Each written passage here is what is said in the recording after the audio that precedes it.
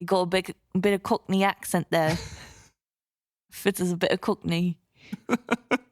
Just a wee bit. Please cut that out. I'll start it with that.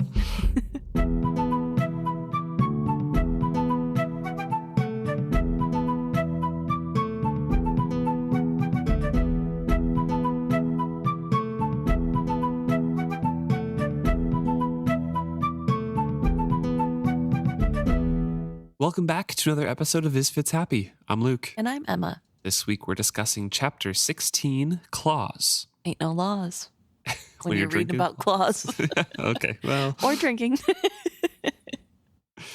The epigraph of this chapter is an excerpt from Scribe Duvlin, or Duvlin, A History of the Earwood Line.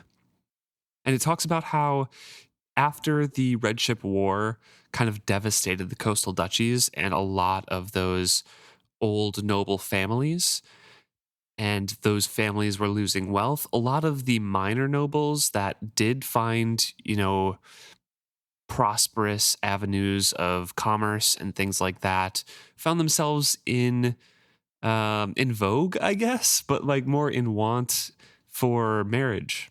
Right. Well, especially because during the Red Ship raiding times, the Red Ship raiders were raiding bigger towns and keeps. And so the smaller nobility that was sort of out of the way and just wasn't really a big spot on the map were sort of ignored, leaving them to have more produce and livestock and livable land even that isn't burnt down. So that gave them more wealth in turn, obviously, because they had stuff to sell and share. Right.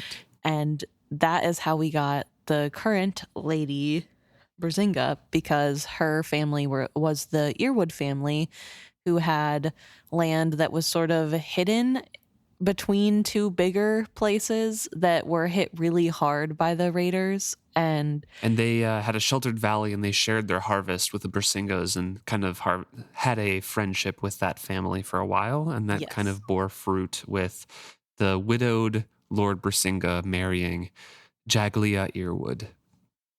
And then she gave him a son, Sydel, right before his death from a fever. Yes. So we get a little bit of history of the Bresinga line there and where they came from. And now we kind of pick right back up where Lord Golden and Tom Badgerlock are walking into the dining room for that late dinner with Bresingas. So he leads them, Lord Golden leads them to an elegant antechamber where his hostess and her son awaited him. We have Laurel there in a dress trimmed with lace, and the Bresinga huntsman, who we later find out is named Avoyne. And Fitz is like, well, Laurel doesn't quite look as good in a dress as she does in huntsman's garb because it just doesn't fit her. She's like tanned, she's supposed to be outside. She's tanned and muscly, and the delicate lace just looks odd, which is such a funny thing for Fitz chivalry to pick up on. He is such a fashion snob. He is always aware of fashion trends. He doesn't like any of them, but he knows the fashion trends. He has an eye for it. But I thought it was really interesting to see Fitz have an opinion about how Laurel looked in formal wear. And it made me think back to Althea and how her family was all like, hey, you being on the boat all the time is really bad because you're all tan and you have callous hands. Yeah. And people are going to notice and it's going to look bad. And I remember thinking that's so dumb. Nobody would notice that. But then here we have Fitz. First thing he notices about Laurel is that she's muscly and tan, and it's just not quite the picture of grace that you would expect from a lady in a nice dress. And Laurel in a dress is out of place as opposed to her in, I guess, leathers and huntsman garb. Yes, which I don't think Fitz is meaning in a negative way. It's just you're a fish out of water. Yes, but I think it's interesting to have that back and forth between the previous trilogy and this trilogy, where it is something that women of this world have to worry about. Yeah. There's also 3 other guests there. It was a married couple and their daughter of about 17, obviously local gentry. All had been waiting for Lord Golden. And as Lord Golden enters, it was everything that the beloved had told Fitz it would be. They're all so enamored of him and being like, oh my gosh, you're here. Thank goodness. Right. And he puts on an innocent air as though he's unaware of his own beauty. So Fitz is amused by this Mhm. whole play going out before him. And the married couple, the local gentry and their daughter, are Lord and Lady Grayling of Cotter Hills and their daughter Sydel.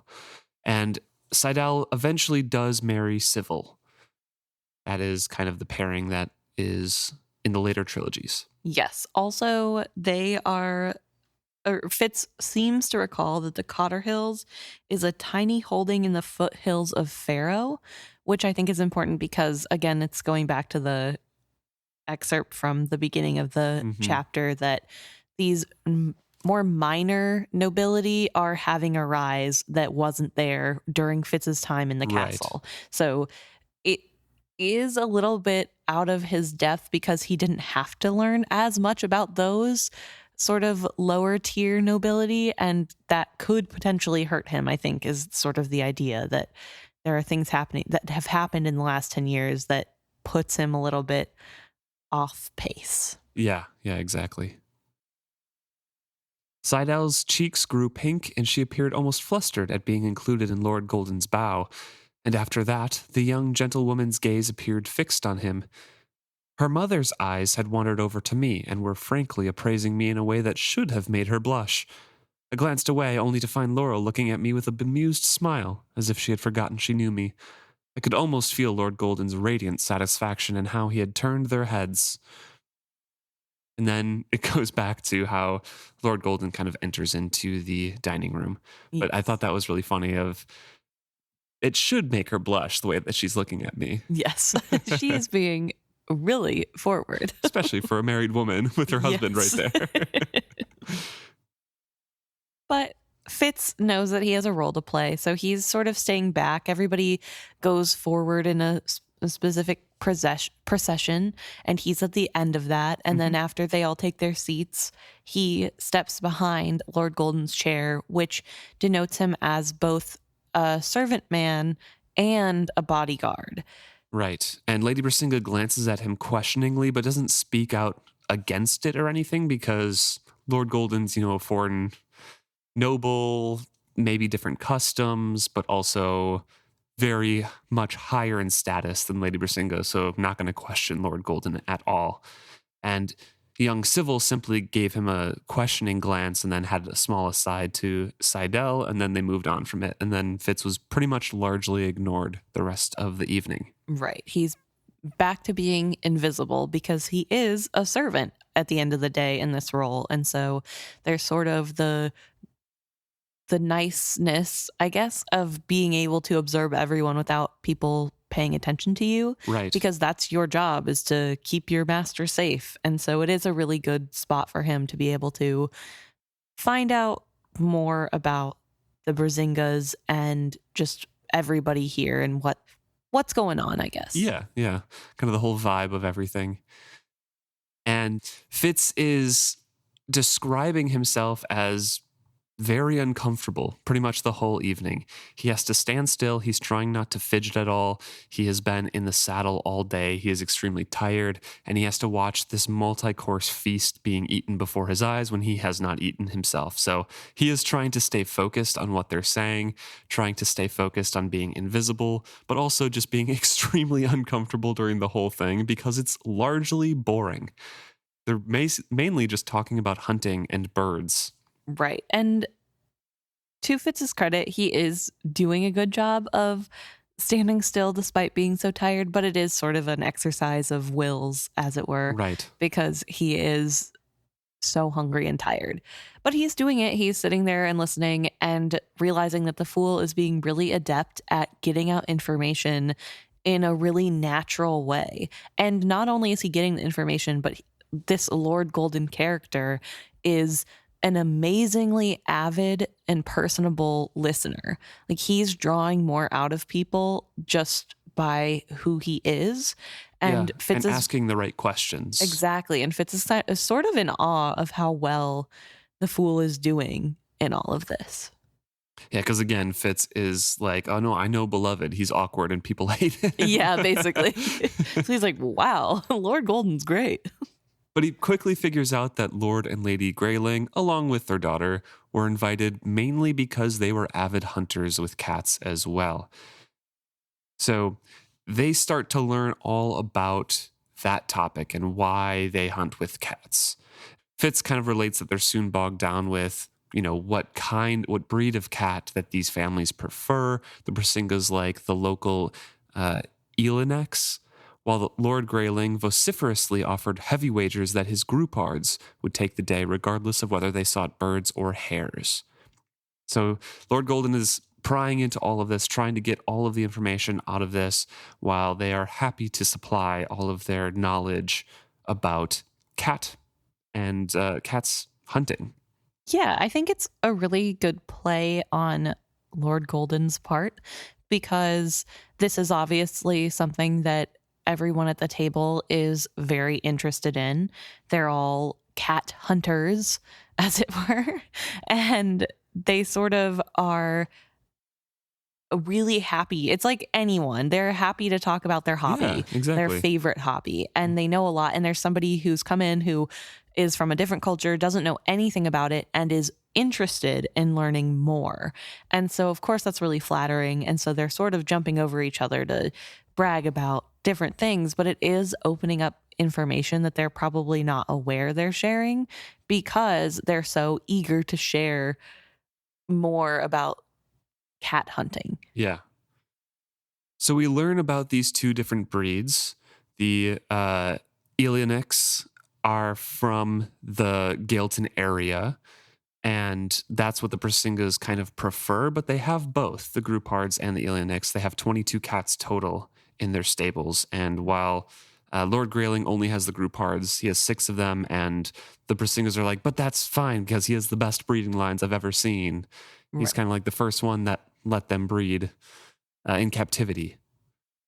So that's where it kind of turns to. And Lord Golden inquires about that line, saying, then they are bred, these hunting cats. I was told that they had to be captured, that they would not breed if tamed, which is a very important question to start them on this track because Chade, if you remember a couple chapters ago, figured out and heard rumors that the cat that Dutiful got Mm-hmm. could only be taken from its den. And that was like a whole thing. It cannot be bred in captivity. Right. So this is a very important kind of starting questioning line to kind of shift the topic in that direction that's closer to Prince Dutiful. Right. And it's really well done because it is something where he's only been at court where Prince Dutiful is the only hunting cat there. So, of course, he may have heard something about that and just assumed he doesn't know anything about hunting cats, clearly. So, he would just assume that's how they all are. So, it's not out of place that he's asking these questions and sort of just wondering, well, how do you get more cats? I thought, they had to be Yeah. wild. So the huntmaster Avoyne, the Bresinga's huntsman, is the one kind of answering a lot of these questions at the moment. And Lord Golden is flattering him with his attention because it's just a huntsman, the local huntsman. And there's the lords and ladies there. But Lord Golden is fixing him with avid attention and drawing him out on these topics and these lectures that he's giving. And the huntsman kind of goes into explaining that I saw the Groupards. It was very expensive to ship them in.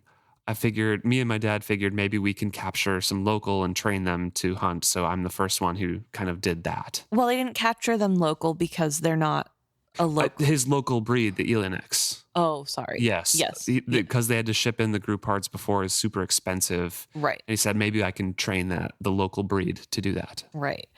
And the Groupards are coming from either Chalced or Sandsedge. Yep. Which I thought is kind of interesting because those are two seemingly different places. No, they're both in the south. Oh, okay. Yeah, Sandsedge is actually it's an inner duchy or area, Mm-hmm.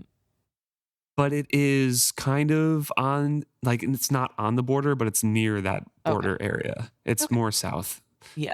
Because what's the duchy that always has wars with? Is it Shokes that always has wars with Chalced? Maybe. I think it's kind of like an area in Shokes or like bordering it. Okay. Yeah. Okay. Never mind then. I was just going to say, it feels like two different places, but it makes sense, especially a wild animal, because those ones mostly were caught wild to begin with. Yes.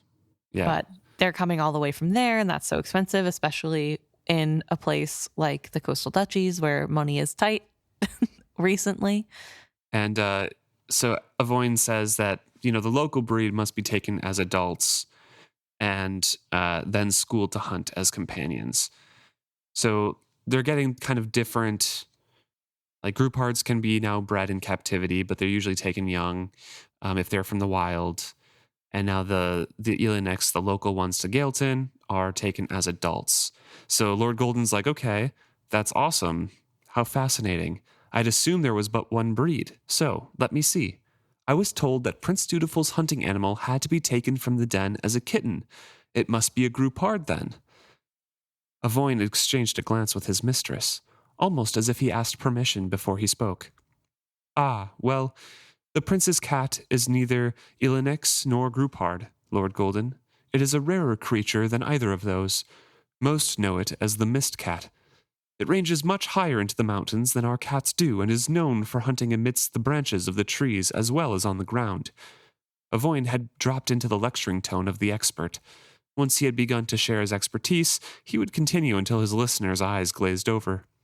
For its size, it takes game substantially larger than itself, dropping down on both deer and wild goats to either ride them to exhaustion or to break the neck with a bite. On the ground, it is neither swift as the groupard nor as stealthy as the Elinics, but combines the techniques of both with good success against small game. But of the mist cat, you heard true. It must be taken from its home den before its eyes are opened, if it is to be tamed at all. Even then, it may have an uneven temperament, but those who are taken and trained correctly become the truest companions that any hunter could desire. They will only hunt for one master, however. Of mist cats, it is said, from den to the heart, never to part. Meaning, of course, that only he who is sly enough to find the mist cat's den will ever possess one. It is quite a feat to have a mist cat. When you see a hunter with a mist cat, you know you're seeing a master of cat hunting. And then the huntsman's voice kind of falters. If some sign had passed between him and his mistress, I had not seen it. Was the huntsman involved, then, in the circumstances that brought such a cat to the prince? So Fitz is thinking about this, and we get Lord Golden's response, but immediately my mind, and I'm sure Fitz's mind, went to, okay, who would give such a gift to the prince then? Right. If it's such a status symbol to even be able to find one of these cats, why would you give it up? It's only going to hunt for you. Yeah, exactly. If you're the one who found it, why would you give it to somebody else? Because it's not going to hunt for them. Yeah. And then why would it hunt for the prince? Because everybody knows the prince does hunt with the cat. So is it untrue that the cats only have one master? Right. Or it just rings a little bit false, but Fitz could kind of chalk it up to like, oh, maybe it's because he's whip bonded, Right. Yeah. But it's really interesting. I find the premise equally as interesting because, once again, because I don't remember fully about the person who is sharing the Paladine or whatever. Yes, Paladine, sharing the body of Dutiful's cat. Mm-hmm. It's really hard to remember like what circumstances were that she was able to not only bond with this cat, but fully go into the body of the cat before she died and stay there, because the cat was also still young enough to be given to Dutiful and not have it be suspicious. Right, yeah. So just a lot of questions to ask. But Lord Golden does a really good job of sort of trying to get answers to that question. Yeah, kind of ignoring implications, not diving deeper, but saying, oh, wow, what a great gift to the prince then. Playing the part of oblivious noble. And it dashes my hopes of having a miscat hunt. Yeah. Maybe I'll see one. And Lady Bresinga is all like, oh, no, we don't have any in our pack. They're quite rare. To see a mist cat hunt, you'll have to ask the prince himself to take you along on one of his outings. And Lord Golden's like, oh, again, like you said, kind of playing the role of a pampered noble. Like, oh, no, he hunts on foot at night. Not to my taste. And Fitz is interrupted by the word climb in his mind. A little kitten starts to climb up his leg. Yeah, and then it's lets him know coming up as it has positioned itself on her. She's positioned herself on his leg and starts using its claws to just climb up the leg of Fitz. And it's a little bit painful because those claws are going into the skin. Yeah. So Fitz is trying to be normal and not admit that he can hear the cat or show any signs of being able to understand the cat. But also not overtly denying presence of like denying the voice, because that might indicate that you have the wit as well. Right. This does come up too in a minute, but he is probably also thinking about how even non-witted people seem to understand cats in some weird way. Like cats Right. are this weird gray area where people seem to respond to cats no matter what. Mhm. So, and it's on his leg. Like he can't pretend like he doesn't notice anything at all. That makes him a bad guard. So he does end up taking the cat off of his leg, and he says that he thinks he would have gotten away with it with nobody really noticing, except for Lord Golden brings everyone's attention to it. Yep. Well, Badgerlock, and what have you caught? So directs all eyes towards him, and he's just like, oh, it's just a kitten, sir. She seemed determined to climb up my leg. And this is where we find out that it is actually the Sydel's cat or kitten, I suppose, that she had brought with her and had gone missing earlier in the morning. So she's Yes. very excited to have the cat, to have found the cat, and brings the cat to the table, which Fitz notes to him seems odd, but nobody in the room acts like it's weird that she, number one, brought a cat with her from wherever, but number two, is sitting at the table with the cat and In her lap, yeah. and sort of, Mhm. but I guess, It's just normal there. He Yeah. didn't grow up around cats. yeah. And I'm pretty sure somebody used to do that with a dog in the first trilogy. One of the like noble ladies or something had a dog on their lap. The feist. Yeah, there we go. Fitz's Yeah. Feists. Another Fitz. young girl with Yeah. a young animal. Mhm. But yeah, so she is excited to find, Sydel is excited to find her cat. Mhm. And the reason why I think Lord Golden took this opportunity to change the subject and direct eyes to Fitz is because the conversation, we just get it in snippets because Fitz is pretty occupied by the kitten Yes. climbing him. The conversation drifted back towards feathers and like, oh, which cats are best for which birds, that sort of thing, which is already treaded ground and not necessary for their true task. So I think Lord Golden, beloved, is like, well, I need a graceful way to get to a different area of conversation. Yeah. This is a distraction. Let's start with that, because as soon as Sydel grabs the cat and brings it back down, Lord Golden then inquires about that. Like, oh, is this your hunting cat? Like, let's change the topics a little bit. Yeah. And this is not a hunting cat. It's just a little pillow cat named Tibbet. Or Yes. Tibbets, plural. She is such a mischief, aren't you, lovey? And yet I cannot bear to be parted from her. How you have worried me this afternoon. She kissed the kitten on the top of her head and then settled the creature in her lap. No one at the table seemed to regard her behavior as unusual. Which kind of implies that Fitz does. Yes. But then the cat sort of pops up and demands fish.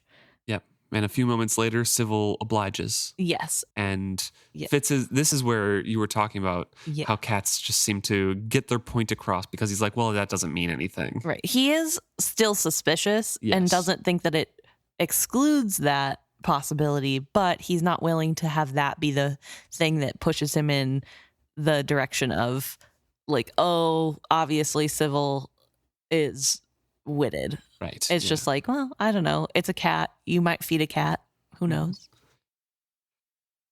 Next course comes out. Lord Golden has seized control of all the conversation and is telling his own stories now, his own hunting stories.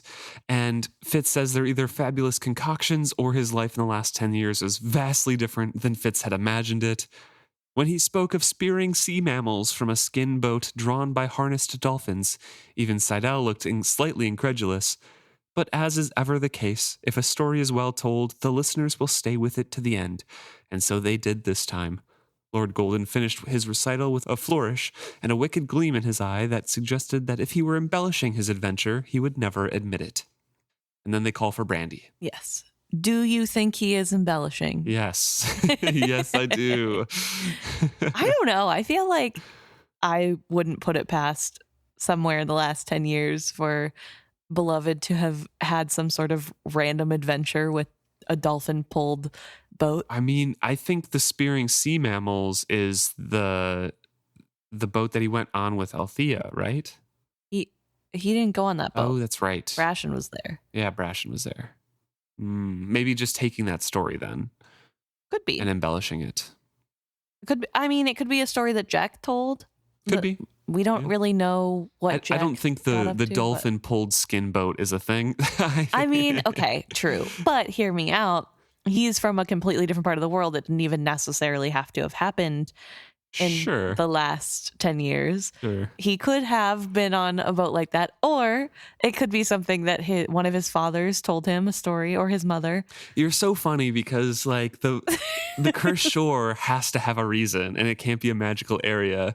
And then you're like, but harnessed dolphins could have happened. We don't know. Listen, that is realistic in this world to me. First of all, witted people exist. Second of all, dolphins are pretty smart, and you could pull a ship with a trained dolphin. Like, I feel like that's reasonable.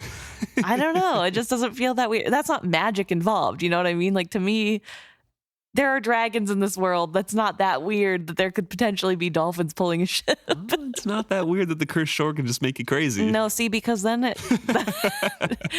cursed shore adheres to some sort of magic logic, which I need to puzzle out. Right. Beasts and weird customs don't know. I would love to dive in, figure out where that's from, but there's not enough knowledge, and nobody's actually confirmed done that. Okay. So Lord Golden potentially has then. Maybe he has, maybe he hasn't. Who knows? So the brandy is called, and they kind of go on to this last little leg of the dinner, and Fitz is struggling. He says that if he was given the opportunity to lay down on the floor, he would fall asleep in an instant. He is so tired, and constantly scraping his nails against the inside of his palm to try to keep himself awake. Yes. And it's especially hard because right now is the time when the lips will be the loosest, because now is the end of the night. People have been drinking throughout the dinner, but now especially is the time to listen. To listen, yeah, but for the guests to be drinking more and be having their sweet treats, and so this is when something will slip if anything was ever going to. Despite the way Lord Golden leaned back in his chair, I doubted that he was as intoxicated as he seemed, and the subject rounded back to cats and hunting again. I felt I had learned as much as I needed to know about the topic.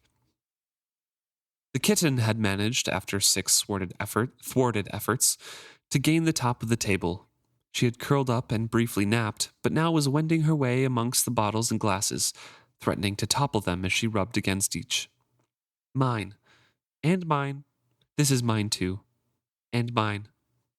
With the total confidence of the very young, she claimed every item on the table as her own. When Sybil reached for the brandy carafe to refill his glass and that of his companion, the kitten arched her little back and bounced toward him on her toes, intent on making good on her claims. Mine!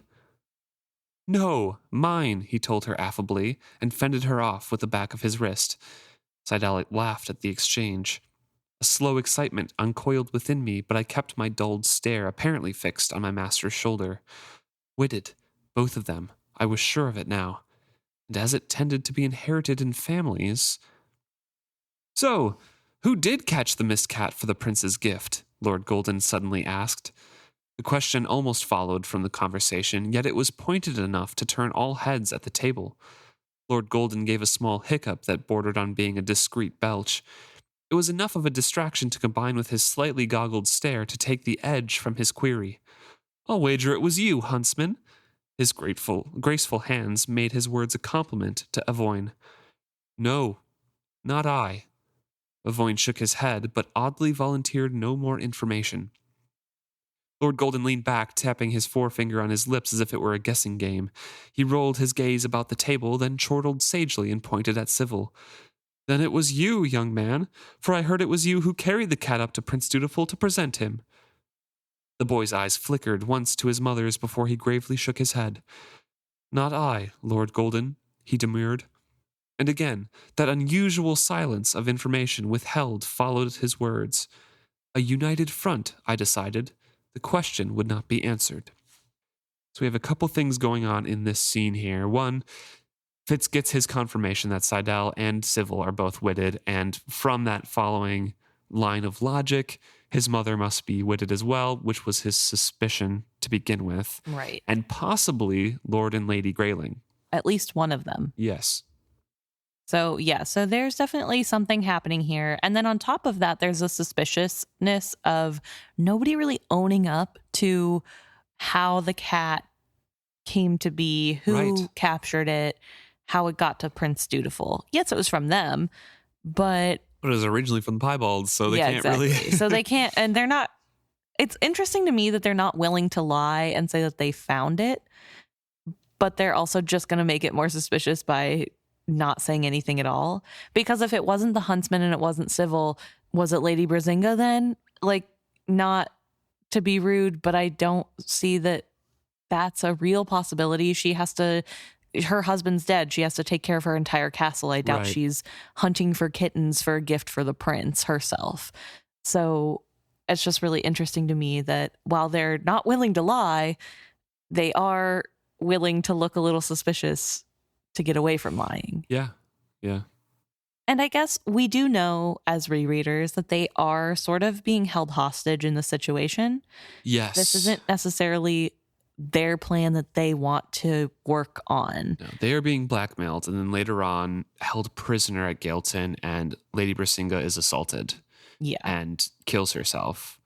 And then Civil, this is like the next book, I think. And then Civil threatens or like goes to confront them and is held prisoner, and Fitz rescues him.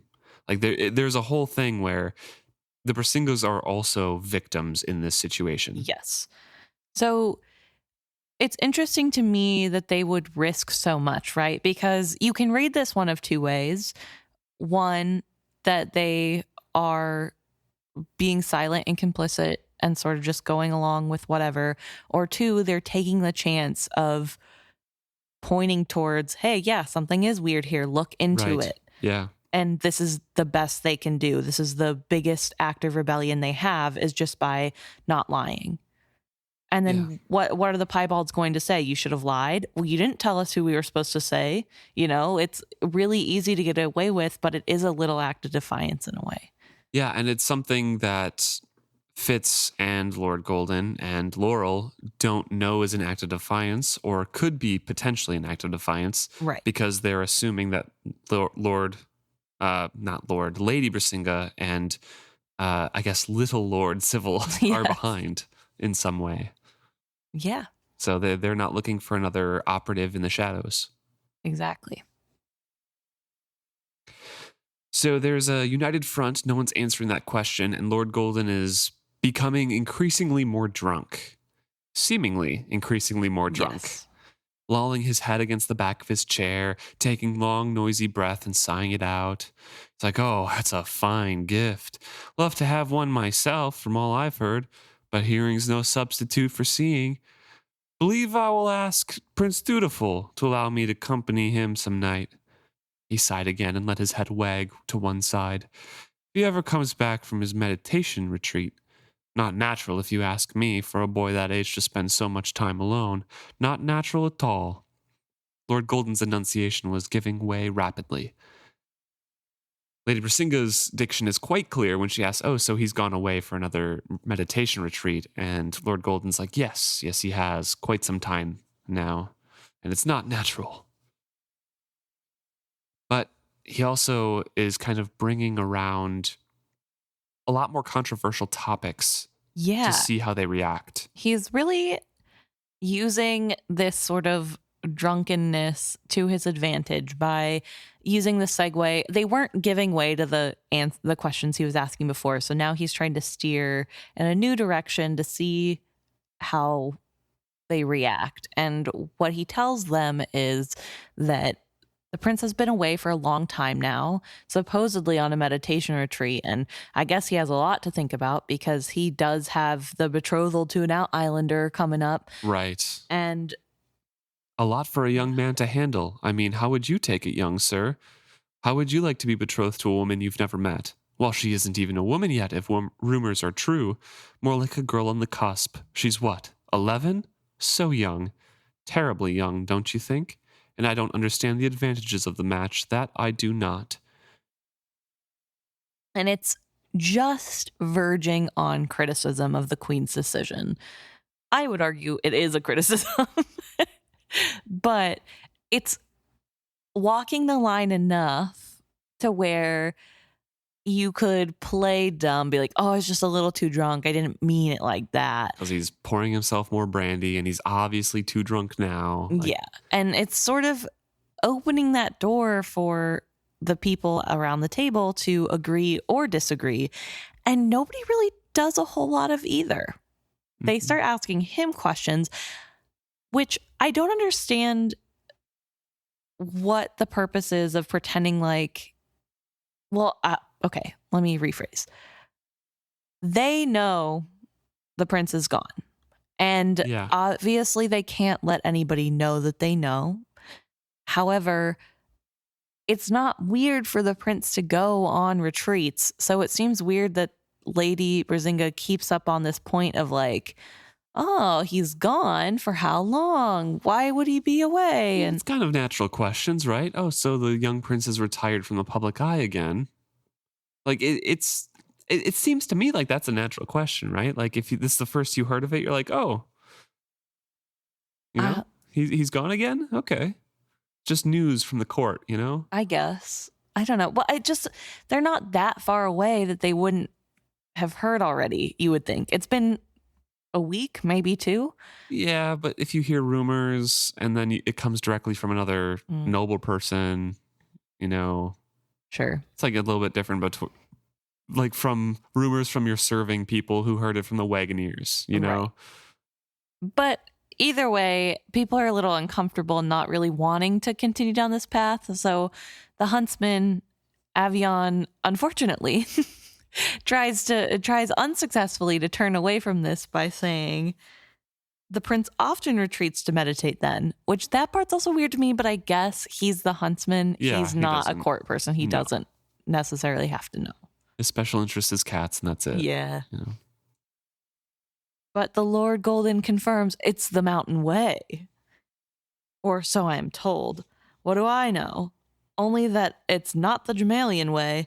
The young nobles of my fair home are more worldly minded, and that is encouraged, mind you, for where better will a young nobleman learn the manners of the ways of the world than to be out in the midst of it? Your Prince Dutiful might do better to mingle more with his court. Yes, and to look closer to home for a suitable consort. A Jamalian accent had begun to flavor Lord Golden's softening words, as if intoxication took him back to the speech habits of his erstwhile home. So he's doing really good at playing this role. Yeah. And Fitz is still seeing like the facade a little bit. So Lord Golden brings up his glass to his lips and takes a sip, but Fitz is like, he's probably pretending, and then he like puts it down and some brandy sloshes out and he touches his lips. So Fitz right here is just like, he's not as drunk as he should be, I don't think. Yeah, I suspected that he'd done a little more than hold the brimming glass against his lips. So even Fitz is starting to fall for it. Like, Fitz doesn't think that he is as drunk as he seems, but he definitely thinks that he's a little drunk to be able to pull it off this well. Right, yeah. No one had replied to Lord Golden's comments, but he doesn't notice, so he just continues on, saying that this absence has marked the longest of all, and that's all we hear at the court these days. Where is Prince Dutiful? What, still in seclusion? When will he return? And eventually, again, turns it back to cats and hunting, saying like, where's the cat in all of this? Like, aren't you supposed to be by your cat all the time? What do you think of Voyne? Does a hunting cat pine when his master's away too long? So the huntsman appears to consider it and then says, one devoted to his cat would not leave it long alone. A cat's loyalty is not a thing to be taken for granted, but courted day by day. And he's going to continue, but Lady Bresinga kind of interrupts him and says, well, our cats hunt best while dawn is still on the land, so let's all go to bed. Let's show them the best in the morning because it's getting late now. Yeah. Why do you think they don't say anything in this moment at all? Because they're all pretty quiet. They're all mostly, besides Avoyne saying, like cats should be taken care of every day. I mean, not even, I'm not even considering their involvement in the Prince Dutiful thing at all, but it's just an uncomfortable thing when somebody who have a higher social status than you, who's obviously drunk, saying borderline criticism of your queen. Like, that's uncomfortable to Yeah. navigate. Well, I was wondering if you thought it had anything to do with the fact that Laurel is there and she's known Yeah. huntswoman of the queen. It could be, yeah. Like if she wasn't at dinner, would they have added on? I'm not sure. I really don't remember if their thoughts on the political leanings, like what's happening in court, are ever kind of divulged beyond this kidnapping or luring, I guess, of Prince Dutiful. Right. And I guess, again, they are forced to do this. It's not necessarily because of their own personal political beliefs. So they very well could agree with the queen and her decisions. I don't know. Yeah. We'll never know. So there's a couple things that we kind of breezed over. One, maybe just one main thing is Eliana.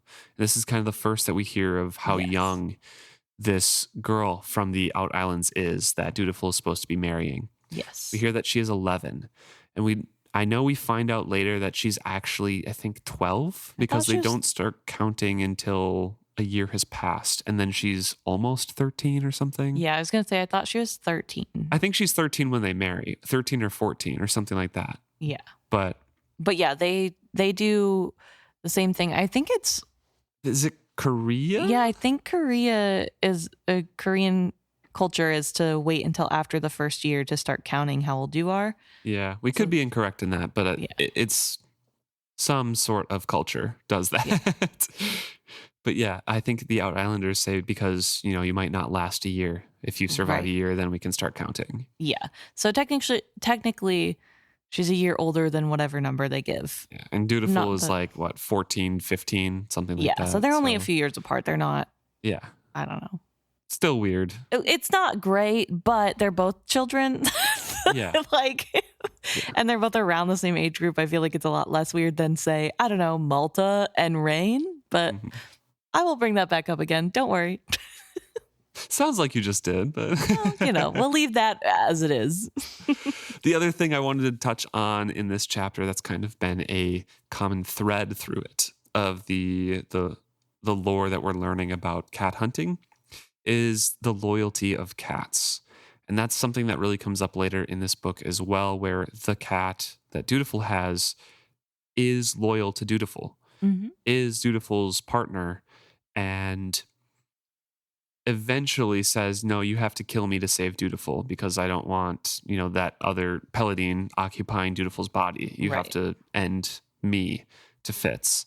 And that's due to loyalty. That's like, the bond that they have. And I think that's something that's kind of hinted at or foreshadowed in this chapter of just saying, like, it has to be courted. You have to kind of maintain it, and Dutiful does. Yeah. And I mean, you can also sort of see that with Sydel's little kitten.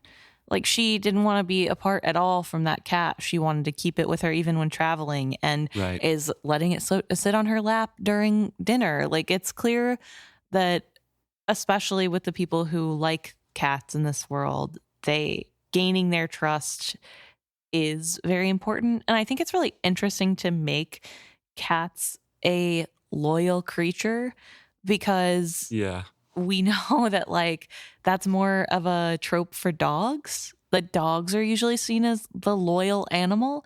So I think it's really interesting to turn that around and say that it's a cat trait, that cats are so fiercely loyal. And they are. I mean, seemingly all the examples we get. It's always couched in kind of words that make you think that it's a different loyalty to dogs, because it's like, you have to court them. Right. You have to continually convince them that being nice to you is a good thing. And that reminds me of the dragons. Yeah. Which we've talked about the similarities there before, how Robin Hobb kind of writes the dragons as large cats. Yeah.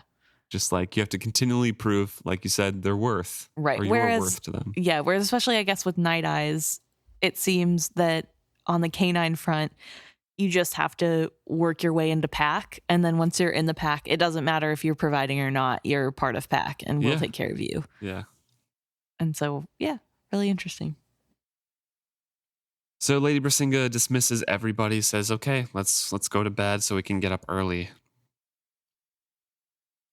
Lord Golden gets up with a small lurch. Everyone is kind of moving on. He's disdaining Fitz's offer of help. Everyone is offering good nights to each other, and Fitz is standing by, just kind of waiting to follow Lord Golden back to the chambers. So he enters the chambers, and he perceives that the servants have been at work there. He knows people have gone through the room and kind of tidied up. He opens up the window because he doesn't want to be separated from Night Eyes any more than he has to be. He checks the closets and under the beds and everything for spies because he knows that the Bresingas have been wary. Yes. And he's kind of wondering if they were expecting somebody to come after Prince Dutiful Yeah. asking questions. It specifically says the Bresinga household and its guests had been wary tonight. Either they knew why we had come, or they were expecting someone like us to come seeking the prince. But I found no spies in the bedclothes, nor any sign that my carelessly hung garments had been disturbed. And he talks about how he doesn't ever leave his room in perfect order because it's a lot easier than to return it to perfect order if you mess it up. But it's harder to remember where the sleeves were exactly when they're uneven. Mm-hmm. And so he makes sure he does a good look at everything to make sure nothing has moved from the way he left it. And it's really interesting to see sort of all that assassin training come to the forefront, and he's just doing all of this without thought. This is what he's doing. And then he goes back to Lord Golden when he is sure that everything is fine and nothing has been left over in the room. Yep. And after that's done, Lord Golden kind of sinks down heavily into a chair, lets out a sigh. His eyes are drooping as his chin dropped to his chest. All of his features sagged with drink. I made a small sound of dismay. How could he have been so careless as to get drunk? As I watched him, he kicked out his feet one after the other so that his heels clonked against the floor. Obediently, I went to draw his boots off and set them to one side. Can you stand? I asked him. Say? I glanced up from where I crouched by his feet. I said, Can you stand? He opened his eyes a slit, and then a slow smile stretched his mouth. I am so good, he congratulated himself in a whisper, and you are such a satisfactory audience, Fitz. Do you know how draining it can be to strike poses when no one knows they are poses, to assume a whole different character when there is no one to appreciate how well I do it? A glint of the old fool's mischief shone in his golden eyes. Then it faded and his mouth became serious. He's like, Of course I can stand. I can leap about if I need be. Now go to the kitchen, say that you're super hungry, eat there, and listen to the gossip. I'm sure they'll talk to you. Yes. But I really wanted to bring up a couple things here. One, the fool is like, oh, I'm a great actor. Yeah. Funny, awesome. However, his explanation saying, do you know how draining it can be to strike poses when no one else knows that there are poses, to be a different character? Like he's implying here in Fitz's mind that Lord Golden is still a facade. Because Fitz had that whole realization the last couple chapters of like, this is a different person. People view him differently. This isn't just a front like I see him. People think he's a whole new character. And now Lord Golden inadvertently probably is confirming that to Fitz of being like, this is a character I am playing. I am not Lord Golden, obviously. And then it's completely kind of turned around and Fitz is blindsided when Amber comes out later because like, oh, there actually are differences in personas between all three of these people that I have seen. Mm-hmm. So has he been lying to me? It's just kind of like all these little things in this reread that I'm seeing are kind of adding up to that betrayal. Yes. And I think it's really important because I think at the heart of it, based off of this sort of revelation, I think it is a character that he's playing, and I feel Yeah. as though that doesn't take away from from Lord Golden still being a fully fledged person to other people. Right. Yeah. But ultimately, none of the characters that he plays are beloved. Yeah. And They have aspects. yeah, absolutely, because that's the best way to play a Mhm. character. But I think that for beloved, Fitz does see more of beloved. And we know that that's true because of their talk earlier in this book when they were alone at the cabin. And he talked about how he was just a fool, lowercase f fool. And it wasn't until Fitz saw him that he was uppercase F, the fool. And that this is sort of something that Fitz saw through him and his little character he was playing. And so I think a lot of the fool that Fitz knows is true to Beloved. There are still aspects that are definitely a mask and poses he's striking to fit what Fitz wants or he thinks Fitz wants to see. But I think ultimately Fitz is the only person who's ever seen through to the heart of Beloved and not just the Yeah. character outside that Beloved is Mhm. playing. And so I think here it is sort of it's kind of fun to think about how Beloved is a master at this craft. Beloved is able to step into a character so thoroughly and pretend so much so that even Fitz, who knows that Beloved is there putting on an act, is fooled. Like, that would feel pretty good about your own talent. Like, I mean, Right, you're yeah. going to be like, yeah, I'm amazing. I'm a prodigy. But also, I think you're right that it does sort of lean into confusing Fitz because Fitz isn't really able to grasp the fact that just because Fool knows that they're putting on this sort of character doesn't mean that they won't do that for other people, I guess. And like, I just think it's upsetting to Fitz to think that Beloved is capable of doing that because it's not a necessarily very trustworthy trait Right. I to know. be able to You so have completely be someone new. and you have to present a new person to be their friend. Yeah, it's I don't know. So I get where it's coming from, but I do think overall Beloved means it. It is less Oh fun and yeah. it's so draining to Mhm. be someone you're not and have nobody know that you're doing poses. And it would make it a lot more fun to If you have an see audience, if you have an audience. The audience is aware of the curtains and the stage. And so they know that you are artfully positioning your chin just so that you don't even notice your own beauty. You're And framing the room to highlight your golden skin, you know. yes, and it's so interesting to have Fitz consistently have those thoughts whenever watching Beloved perform as Lord Golden. It's always about the poses he's striking and the nonchalance and just that aspect of it that Fitz is noticing, and Beloved is like appreciative that Right. somebody is recognizing his art, Yeah. his really in-depth art project. They agree that the window will remain open, and Fitz goes to the kitchens to get some food.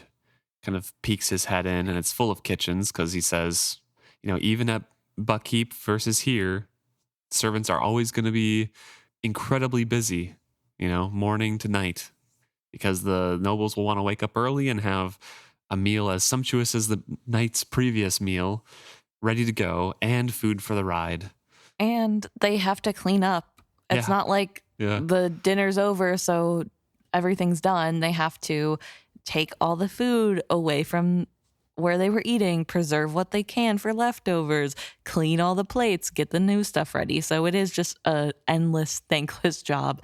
But luckily, all Fitz has to do is sort of look hungry in the general direction of the kitchen workers, and someone is able to notice him and then say, come on in, I'll get you some food. I can't believe they'd make you work and like that and not even offer you a single plate of food.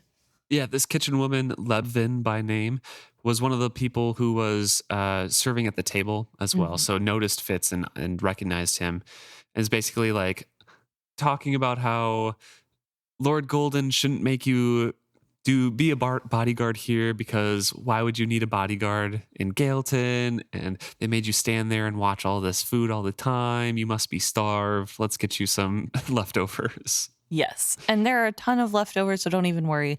And to Fitz's surprise and delight, there is a lot of really tasty leftovers. It looks and sounds delicious. Yeah. Mostly I'm excited about the fresh bread and butter, but I'm just a bread girl, so but yeah, there's meats and fancy dishes and apricots and sweet dishes, and it's just a beautiful array of culinary masterpieces. And especially to someone like Fitz, who has spent the last 10 years in a cabin, just sort of Eating living off the land.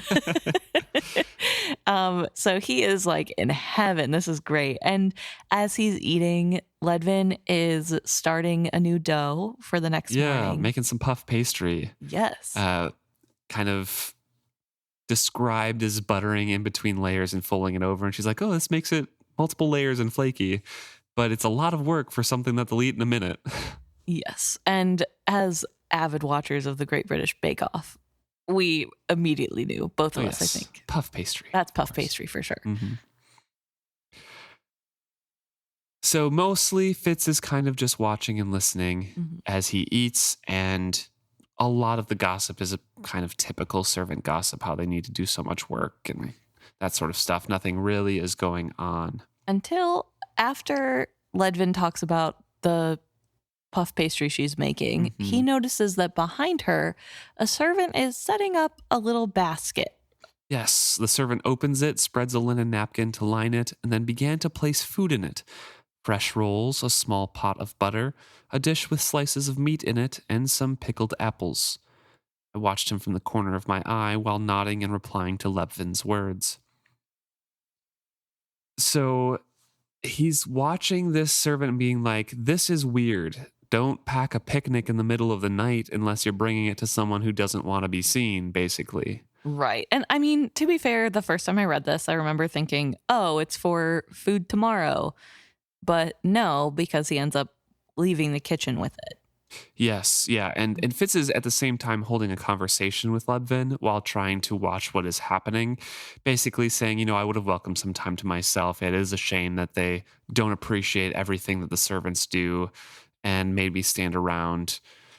I'd like to have a look around Gaelton. I've never been in a place where they keep cats instead of dogs. And then he notices that the other servant takes the basket to the back door. A man waiting there took it from his hands. Something furry swung limp from his other hand. I only had a glimpse before the door was closed again. I longed to leap up and follow that food, but Ledvin was still speaking.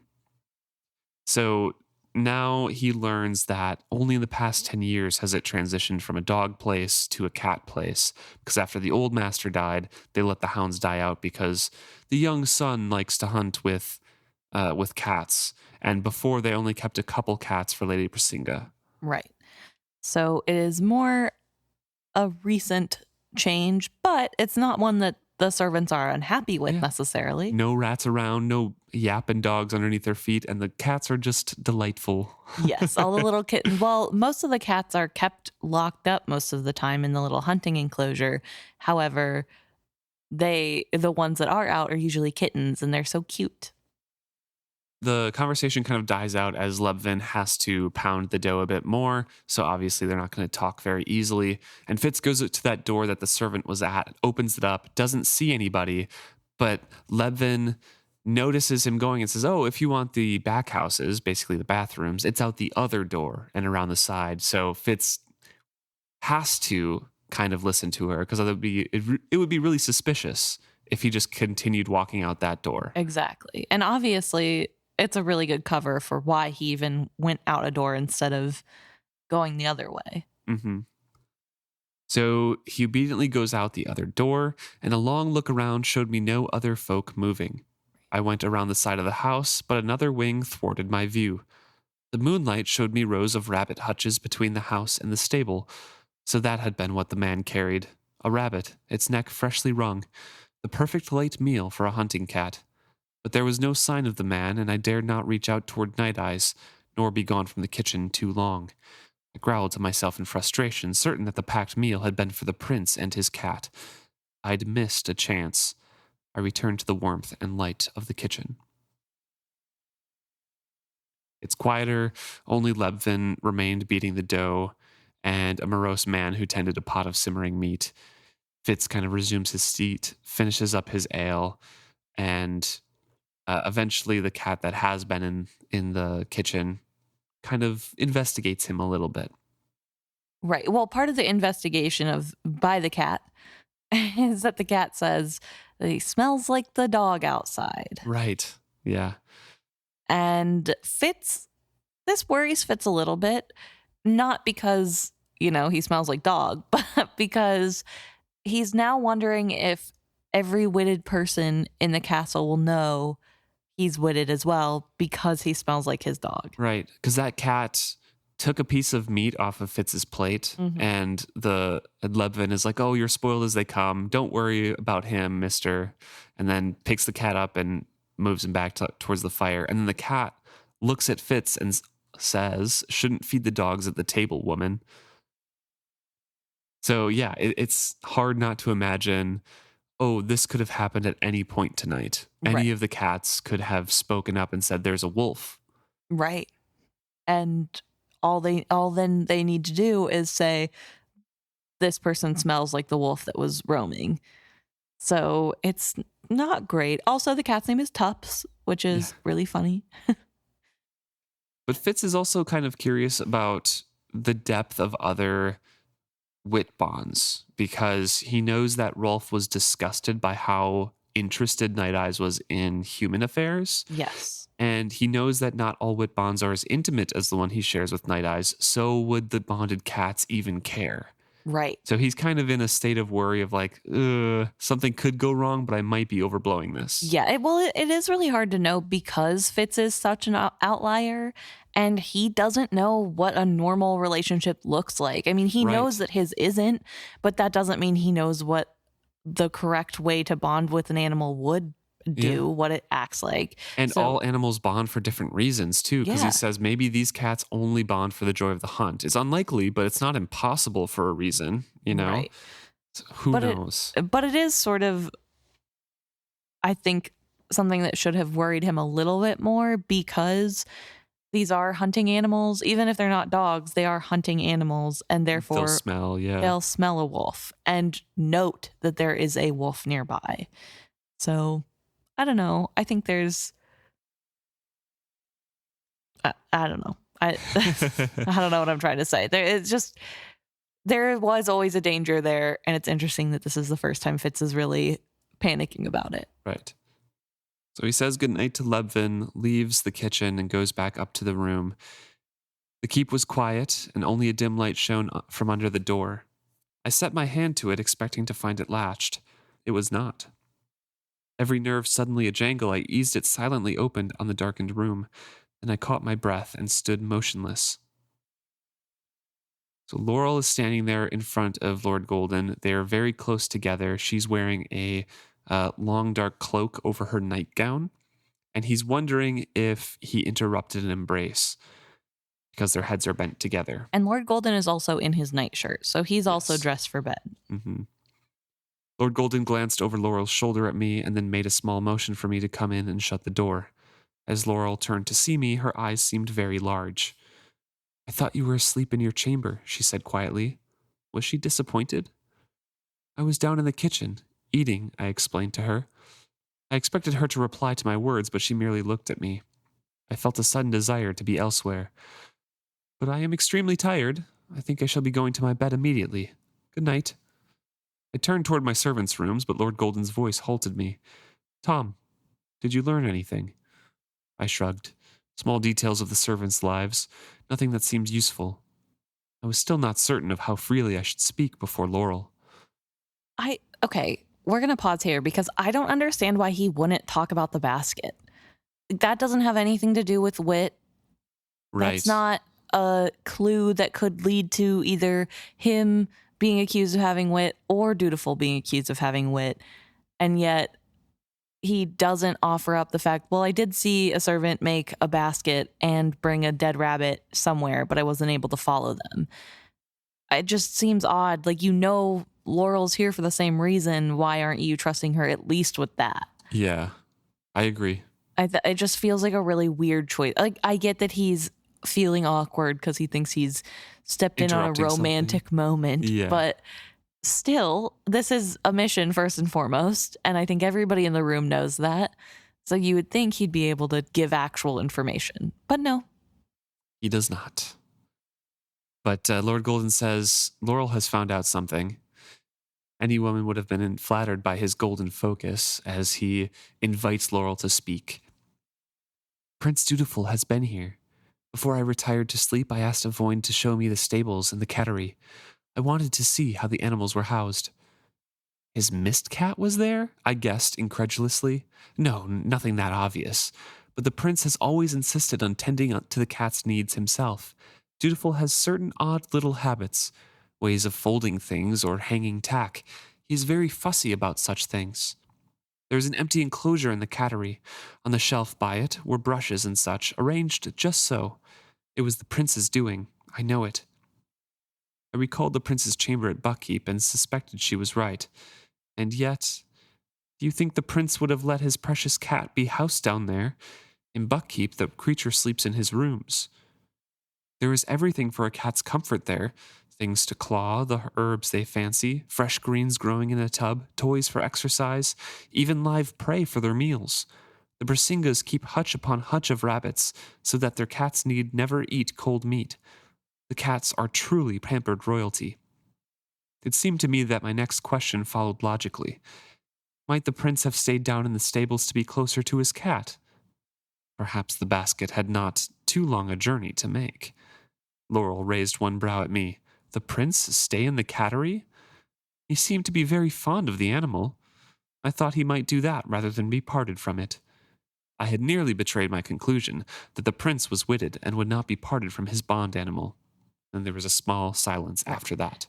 And there again, I have a problem because that is way closer to revealing any actual secrets you wouldn't want Laurel to potentially know. Just saying that there was a basket? Yes. Food? Yeah. So again, we have two bad decisions by Fitz, in my opinion. Yeah, he could have, with her saying that, and he'd be like, oh, do you think that the prince could have slept down there? I saw a basket of food being prepared. Make it less weird. And instead he's like, let's all think on why the prince would want to be so close to his animal. Anyway, good night. Yeah, I think he is just out of sorts, though. Yeah. Both by the cat speaking up about the wolf, the dog outside, and interrupting this moment that he thinks is romantic. Right. And I guess, to be fair, he is very tired. Not hungry anymore, but very tired. But as I mentioned, Lord Golden does interrupt that small silence, saying, well, at least we have discovered that the prince was here, even if he is not here now. Tomorrow may yield more information. So they may suspect that we have come seeking him, the Bresingas, but we shall stay in our roles and dance after whatever they dangle for us. We must not betray what we know. And Laurel's saying, I hate doing this. She is very much like Verity in that she wants to be upfront, ask him what's happening. Mm-hmm. She wants to go to Lady Bresinga and shake her and ask her where Prince Dutiful is. What do you know? What's going on? I hate this deception. Right. She also talks about how she also wishes she would have seen the cattery before dinner, because then she could have asked different questions. Right. And she just will have to have new questions tomorrow, to which Fool and Fitz both sort of no, blunt questions are not going to serve us. That's not a good idea. Yeah. That's not how to get answers here. Remember, the queen wants this to be low key. Yes, we want to quietly retrieve the prince. We don't want to make a big deal. And I think that's the thing with people like Verity and Laurel here, where it would be nice if you could be upfront all the time and tell the truth and not have to play games. And I agree that this is sort of more of a game than is normally asked of court people. However, it is a life or death situation, and there's so much at stake that you don't want to jump the gun with no information and lose what little you know by being blunt. And I think people like Verity and Laurel are so wrapped up in the lie of it that they can't understand that sometimes that lie is necessary Mm-hmm. to ensure the safety in the long run. And so I think it's really interesting to have characters like that, especially when we are with Fitz, because it really juxtaposes the behaviors and shows how there are so many different characters in this series, and they're Right. really fleshed out. Yeah. So Laurel says, I will try to be discreet. And Fitz is like, okay, good night, Lord Golden, huntswoman Laurel. After Lord Golden says, all right, good night, Tom. And then he pauses for a while. And then it's really awkward because he expected Laurel to go out the door and he was going to lock it behind them. But they're just waiting around. She is studying this tapestry with more intensity than it deserves, he says. And Lord Golden is just looking at Laurel's hair. So Fitz is like, okay, good night. And then he turns and walks away. Right. Well, first he's thinking, should I go and lock the door anyway? And then he's like, no, that's stupid. If Lord Golden wants to lock the door, he can lock it. Yep. So he takes a candle, goes to his own chamber, shutting the connecting door gently. And he's refusing to let his mind wander beyond the closed door of his chamber. I felt no envy, I told myself, only the sharper bite of my loneliness in contrast to what they might be sharing. I told myself I was selfish. The fool had endured years of loneliness and isolation. Would I begrudge him the gentle touch of a woman's hand now that he was Lord Golden? Then he quests out for Night Eyes. And the brush of his mind against mine was a comfort. I sensed oak trees and a fresh wind blowing past his fur. I was not alone. Sleep, little brother. I hunt our prey, but I think nothing new will we learn until dawn. He was wrong. And that's where it ends, a little cliffhanger. Yeah. But yeah, Fitz is like, oh, she gets to be alone with Lord Golden. This is not fair, and I'm not envious. I'm just lonely. Yeah, it's really phrased interesting to me because it almost seems like he's envious of Lord Golden, maybe, but he doesn't seem to have any feelings towards Laurel. He doesn't think Laurel's ugly by any means, but it's not like this is the second time where something has happened where Fitz is sort of miffed and it turns into like well, I'm just a little jealous is all, nothing more. No, he insists well, I'm to not himself jealous at all, jealous. But like the first time Laurel picked Golden over, or the fool over himself, and he couldn't believe that she would pick Lord Golden over him. And then here, once again, it's like, oh, well, I don't care what they do. They can do whatever they want. But it's really interesting to me because it's not like he's pursuing her or talks about how much he likes her at all. It's just... I think he's only half lying to himself. He is envious, and I think he knows that too. Yeah. He's jealous of it. But it is because he's lonely, I think. Mm. And he's jealous of Laurel spending time with his childhood best friend. Yeah. It's just like, I want time. I think it's, rehashing that same thing. I thought this was going to be a jaunt where we could reconnect. It'd be like a little vacation, get the prince back. I could, talk to the fool as the fool. Yeah. And connect with my younger self so I'm not an old decrepit man at 35. Right. So I think he's really jealous of like, oh, she gets alone time where they get to just kind of chill together. I guess I'm not going to begrudge him that. He wants companionship too. Maybe that's not me, whatever.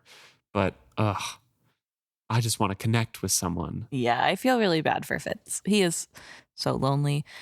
One other thing I wanted to bring up, just because it's something that I noticed more this chapter, but definitely happened last chapter as well. I find it really interesting that Robin Hobb chooses to use natural metaphors for whenever she's describing the skill, especially when the skill is being done. Sorry, the wit, especially when she's talking about the wit being done softly. So here, when Fitz reaches out to Night Eyes, it says, I floated the thought, light as a dry leaf on the wind. And I believe last chapter when Night Eyes spoke to Fitz and Fitz warned him to be small, Night Eyes sent a reply back that was as if it was the wind rushing in the tall grass. So it's really interesting to me to have those vivid picture metaphors that are so connected to nature, because this is a natural magic between animals. So I don't know. I just thought that was a cool little detail that's in there. Yeah, Thought I'd bring it up. that is cool. And I noticed kind of the Fitz growled too. Like Yes. there's always the dog descriptions. Mm-hmm. Also, since it happens in this, I am so curious what the Jamalian accent is supposed to be. So there's like a little bit of the Jamalian accent supposedly coming out in the speech that Lord Golden is giving. And I bring this up only because the other day I was thinking about how canonically we know that the coastal duchies, at least in smaller towns, talk sort of Scottish like, maybe Irish, one of the two. It seemed from last trilogy because of our little friend. Clef. Yes, Clef. Clef has a very strong accent in that book. So At least uneducated accent. yeah. So, but it's interesting because, and I bring this up because Fitz never had to change his accent that I remember whenever he was playing with his childhood friends in Buckkeep Town. Right. Yeah. And he doesn't really, I mean, I think there is mention that there He are. also didn't talk too much too. That's true. He was also very, very mute. That's fair. He was quiet. But he does mention that the duchies have slight differences in their accent. I think part of his training, he goes about and sort of has to talk about how, like, whenever he's practicing pretending being from different parts of Yeah. the kingdom, he needs to inflect different things because of the difference in accent. So there are different accents, but Clef is from a coastal duchy, so is Fitz. And I don't know, obviously from Fitz's point of view, nobody has an accent because it's his accent. I'm just wondering what a Jamalian accent sounds like, because it kind of seems a little bit similar to the way Clef's accent was I think written. the way that Robin Hobb was writing that was to show slurring of words, not accent. And Fitz specifically says that it. Yeah, I know. I'm saying that she wrote it to show that the fool was slurring his words, and then claimed that also there was a hint of an accent coming through. I don't think she wrote the accent. Oh, okay. Because yeah, he was like having a lot of contractions and cutting off the beginning of words and like combining words together. And it was happening for a couple times he was speaking before he mentioned that the accent was coming in.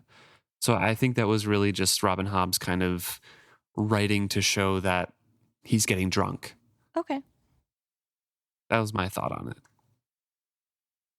Otherwise, what, you were thinking that Clef had the same accent as Jamalia? No, I was just wondering what the difference was between them. Yeah. I don't know. I don't know if the Jamalian accent is really described anywhere. And I don't think accents in general are described anywhere. Our only clue is Clef. Right. And we know Chalced has a very distinct accent as well. It's nasally, I think, is what it's described as a few different times. But that doesn't mean anything to me personally. Yeah. So yeah, I don't know. If anybody has any thoughts or theories, I'd love to hear them. Also, what does the Bingtown accent sound like? Maybe Fitz has a posh accent. He's really proper. Could be. I think that would be more like regal. Well, he was raised with the same tutors-ish. Yeah, but he was raised by Burek as well, who's from Chalced. And thank you so much for tuning in to this week's episode. If you have thoughts on accents or how Fitz is lonely or anything else, or please. how the Bresingas are reacting to talk against the Queen's decisions. Please let us know. It is isfitzhappy@gmail.com, or you can message us on any of our social medias at isfitzhappy. You can find us at Blue Sky, Reddit, Threads, YouTube, Instagram, and Facebook. Thank you so much for tuning in. We look forward to hearing from you.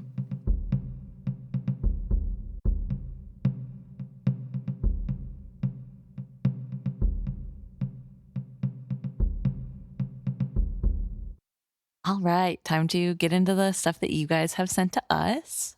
Yes, but first I do want to give a huge shout out to Shirley. Thank you so much for tipping us on Ko-fi. Really, really appreciate it. It helps out the podcast so much. Helps us keep doing this. from year to year because we got a lot of books to go through. So thank you very much, Shirley. Thank you, And Shirley. of course, thank you, Anna, as well, for your continued support. All right, so now we get some conversations. We're going to first start with an answer to a question that I posed for episode 263, which is chapter 14 of the current book. And I asked the question, how much do you think Laurel knows about the mission of Tom Badgerlock? To which we had someone reply, all about the mission and nothing about Tom/Fitz. Yes, that was J. Raluark? Junior Aluark? I don't know. Either way, yeah, I think you're completely correct in that. We kind of find out in the text, too, that Laurel is digging, you know, trying to figure out, like, why. Who they are. Yes. So, yeah. So, I like that response. Thank you. We also got some comments on Instagram for episode 264, which is last chapter. And that is, we have one from Disdain, who is talking about how the short story that we brought up. I think it was Cookie Baker. Yes. Who brought it up? We talked about how there is a short story about magic, specifically hedge magic coming from pixies. And apparently the short story is called Words Like Coins. The story of hedge magic is called Words Like Coins. I'm reading it now. And they just read The Piebald Prince as well. They really think that we should read The Willful Princess and The Piebald Prince because it will change how we view the whole Farseer line. So yeah, that is something that we've talked about, and I've kind of floated on this podcast a couple times. Just don't quite know when we'll do it. Maybe in between books.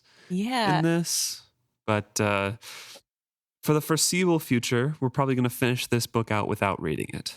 Yeah, it's really hard because since we started the series off without having read the side stories, it kind of feels like it would, in my mind, and you guys can feel free to chime in your opinion, but in my mind, I feel like it might be better if we don't fully read all the side stories before we finish so that we can sort of keep that consistency of not bringing the side stories in. Although this is a spoiler podcast, so we could introduce those theories in as well. Mm-hmm. I don't know, but it just made more sense in my mind that we don't do it because we didn't start doing it. So I don't know. We will eventually, like Luke said, read them and give you our opinions per usual. But well, we've already kind of broken that rule too with our that's true. The side story for the short story in the live ships. So I don't know. Well, yeah. What are your guys' opinions on this? Yeah. But we are also very excited. So thank you, Disdain. We had another comment from Ali Lesko on Instagram on that same episode talking about scrying. So we've talked about scrying a couple times now, how Fitz was confused by Chade, or surprised that Chade had that scrying bowl and kind of pieced it together, being like, oh, maybe Chade scryed in the past. And everyone's kind of chiming in saying, shouldn't he know this already? And Ali has a couple comments about that. One, the first time that it came up was Chade telling Fitz to tell Shrewd that the pocked man saw something in a bowl of water, right? But Fitz at the time was a bit drunk. And then the second time was in that third book when he was kind of a wolf man still, and they were talking about it. We've brought that up before. So maybe Fitz wasn't in the right state of mind to remember those things. And now, you know, I'm kind of expanding on this point. Maybe now when he sees the scrying bowl, he can look back at his youth and being like, oh, I remember those things. Maybe he was scrying the whole time. Right.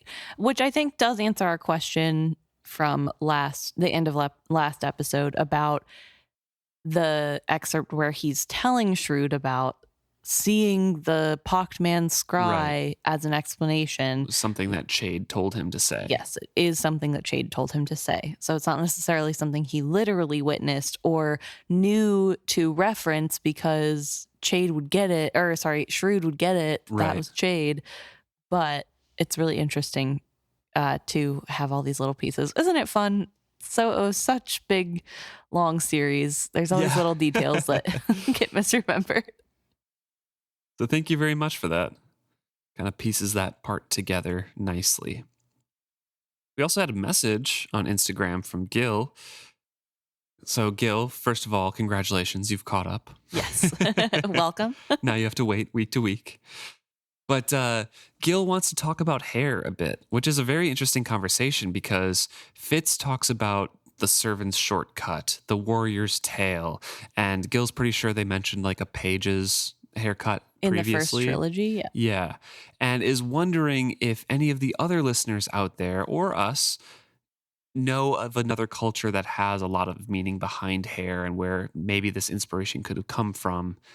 And I'm not particularly sure, but I'm in my mind, I feel like I learned some of this somewhere, but I thought in like Europe, they did have specific haircuts because it was like styles, you know? Right. But that's kind of what indicated your status and your role. Yeah. So I think historically speaking, especially, it's like very prominent in women's styles, especially how women did their hair was really a good indicator of where their social standing was in a lot of European countries. I don't think it's specific to Europe, but that's the only one I feel comfortable Right. pointing to. But even in America, early America as well, there is a lot of emphasis on noble ladies having long hair, but also putting it up or wearing covers over the hair, and different covers mean different things. It's just, there's a lot of cultures out there. I personally have never really had interest in men's hairstyles, so I could not tell you if that is something that also men, partook in culturally, but I can't see why they wouldn't. I feel like they had to, because hair is so important culturally to a lot of different cultures in general. And historically, there's a lot of things to draw on because there's a lot of fantasy that draws on this. Yeah. Like, as you mentioned, Gil, in Robin Hobb books here, but I'm thinking of like the Dothraki in A Song of Ice and Fire. They don't cut their hair as warriors until they lose. Yeah. So the longer your hair, the more powerful you are, like the stronger warrior you are. So there's like a lot of different hair things that get brought up, and a lot of those, the two authors that we're talking about, Robin Hobb and George R.R. Martin, pick things out from history. They reference, they study. Well, and also, I mean, there's even biblical stories about hair. Yeah, Samson. Samson is a big one, but like, there's also Jesus gets his feet wiped by Mary Magdalene with her hair. Like, it clearly is a cultural thing from our history. I just don't know the direct origins, or if a current culture is like that. So if you guys know current culture. I mean, to be fair, even in current culture, if you think about it, like, there are certain hairstyles that depict things to you, right? Like, if you see a woman with short hair, and they're not older, a lot of people are going to assume that is a woman who likes women. Like, that's, maybe not a correct assumption all the time, but that is something culturally that we accept. Or like, same with your like styles in general. Like if you have a bunch of tattoos, that you might like listening to rock music or something, well, just maybe like not so much anymore. General stereotypes like that. But I think that we still have those hair stereotypes in today. Because I mean, if you saw, I strayed more towards women's styles because that's more what I relate to. But like, if you see somebody in the South with long, perfectly done hair, you're going to think that they probably have some affluence because that's what they're trying to portray with having their hair done perfectly, a perfect blowout. It like, I don't know. I think hair still is something that you can point to as like a status symbol. Right. And there's different styles, and like you can probably point to hairstyles per decade, but specific roles with specific hairstyles is something that I'm very interested in as well. Yes. And that's kind of what this is portraying. Like the warrior's tale is specific. The short, it almost sounds like a bowl cut for servants, Which, woof, so sorry. Right. I'm very curious if that is something, because you see like monks being portrayed with the same kind of hairstyle in historic art, like that kind of bowl cut kind of thing. If you just think about like even today, but especially in the past, the lawyers and stuff wore those wigs, but like for a while everybody was wearing the wigs, and like I think early days America men were like shaving their hair to put the wig on sort of deal. Like, I think that was something that happened Right. for a So, short period of time. I remember reading. I could be wrong. I don't have any sources. I'm yeah. sorry. So any specifics would be nice if you guys have more examples of cultures. Yeah, I do. I think that's such a fun question, and I love thinking about stuff like that. Thank you, Gil. Thanks, Gil. And next we had a message on Reddit as well from Blue Weasel. There's a lot of topics covered in this. So first off, I just want to thank you for sending this message in. And a lot of it at the beginning is talking about Fitz's transactional nature that we were talking about and his relationships in general. So first of all, Blue Weasel agrees with Emma on the kind of the nature of Fitz's relationships and how they are all transactional. There's always something that like, hey, I want something from you, you give something to me. And that's kind of like how they all work. Right. And a lot of Blue Weasel's talking points are on Fitz being left alone for 15 years. Yeah. So this is something we have talked about, obviously, but I thought Blue Weasel did a really good job of really pointing out how ridiculous it is that he was alone for 15 years, and that really it proved Fitz's point. Like, it was a self-fulfilling prophecy, because Fitz went away.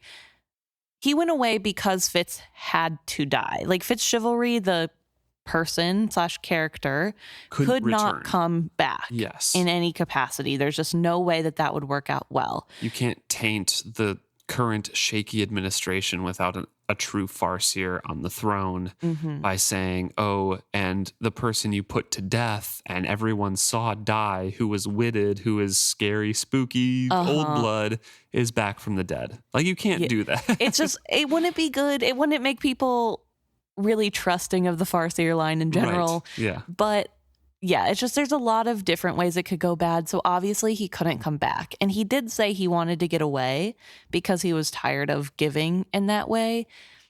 And his friends did allow him to leave. Yeah. However, as Blue Weasel says here, as Starling proved, he wasn't against visitation or friendly communication. Just imagine how a 25 to 30-year-old Fitz would feel if, after Starling finds him, Kettricken entrusts her to deliver a letter to him, just saying, hi, I miss you, I hope you're well. I know you want to stay away, but if you ever want to visit again in disguise, I'd love to just have tea with you. Tell Night Eyes hi for me. Or imagine if Chade had ever reopened communication before coming to ask him to be Dutiful's teacher. Fitz went away and essentially proved to himself that everyone was fine with that, and they'd only ever reach out if they needed a Fitz-shaped tool. He grew up with Chade telling him over and over, if you're not useful tool, you're a liability / dead.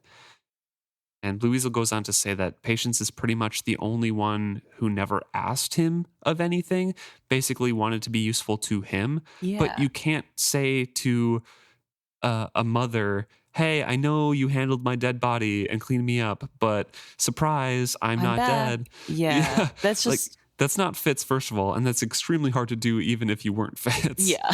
Even if you were a normal person. No, Fitz is fine. And Blue Weasel goes on to say that I think Burek filled that role for a while, but even himself proved that there are limits to his love because the wit was a non-starter. Yeah. Like, I am not going to be there for you anymore if you do this. If you keep using wit. So it's still, at the end of it, kind of a transaction, something that he has to give up, an ultimatum. Yeah. And I think that's really important. I think that's a really good point and a great way of phrasing it, that Fitz would have loved to have them as visitors. And I'm sure the first time or times they came to visit, he would be waiting for the other shoe to drop. He would be waiting for them to ask him to do something. Yeah. But if they didn't, I feel like it would have gone a long way to healing Fitz and helping the relationship and making him more willing to come help Dutiful. Right. He would have known Dutiful. He would have been in his life more. And I think that... Or at least heard about him. And would care because his friend's kid is gone. It just feels... I can just imagine it, though. I'm laughing to myself because That happens 5 years in, or like a couple years into him settling down in this cabin. He gets some visitors. He hears about these things. He's waiting for that shoe to drop. When are they going to ask me to do something? And then 10 years later, he's like, I knew it. They wanted me to do something this whole time. True. And I mean, to be fair, it is Fitz. Maybe he would have ran, but like they didn't even try. Right. Yeah. They didn't try. So we don't know. Notes, like, And I will try to be a little bit more fair to Kettrigan. She is the queen of a country and is running a country. She's not going to come visit. Yeah, she cannot leave. But she could have opened the door to him to come visit. Yeah. And Chade could have left. Mm-hmm. Chade at any point could have visited.